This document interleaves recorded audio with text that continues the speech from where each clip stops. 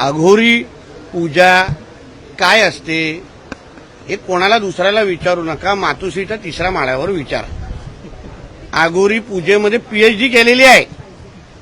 कुठे काय त्याचं कॅलेंडर मी दाखवू शकतो. कोण बुवा कुठे आणलं जातं, काय कुठे कापलं जातं.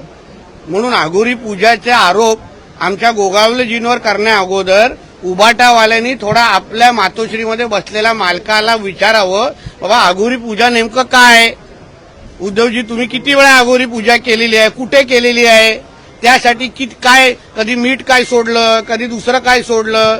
कर्जतच्या त्या फार्म हाऊसमध्ये जमिनीच्या खालती काय काय पुरलेलं आहे.